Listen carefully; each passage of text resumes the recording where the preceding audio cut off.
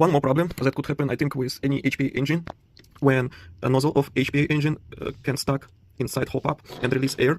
To fix that, it needs to center Hopup around nozzle, and it should stay very tight inside the gearbox. So it needs to be filled gaps between gearbox and Hopup. Probably you're lucky, because some of Hopup can stay very tight inside gearbox and be centered, but it was not my case. I had to fill it with something. I didn't know what to do, what material to use, because everything's so little here, and I decided to cut fabric from fabric napkin, this strip, and I put a drop of super glue to connect first edge. I waited about 5-10 minutes, then I wrap around about 3 times and put one more drop around another place of super glue, and it holds that strip on its place here on this surface. And then I put more super glue and put it inside and center it. I removed barrel before, backing, and the knob that push on backing here, so I can see from inside of Hopup that it's centered perfect around nozzle, and it should be pushed very tight to the gearbox. Then I waited about 60 minutes when super glue dried with fabric, and then this movement up, down, left, right, I could remove Hopup. This Hopup slip out very easy, because super glue doesn't want to hold on this polyethylene.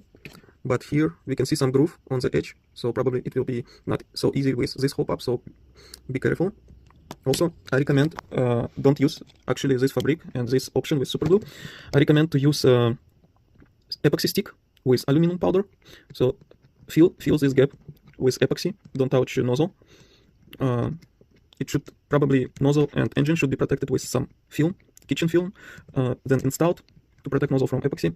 But how I say, epoxy and super glue doesn't hold to plastic polyethylene, so you can leave like now, and then put epoxy inside around here, form it with some plastic stick, form it here, and then after you put epoxy, just put it Hopup inside and center it around nozzle and let epoxy dry.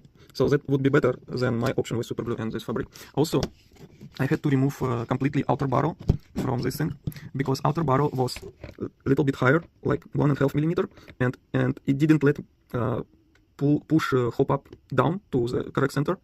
So I decided that Hopup will hold only by gearbox here, and from this end it will hold by this plug temporarily from gym mat, cut it from gym mat. But next I will use some hard plastic and put super glue, hold it with super glue here. The center is good enough. I can play like paintball without scope now. So also, next problem I had to solve, that this spring doesn't work now.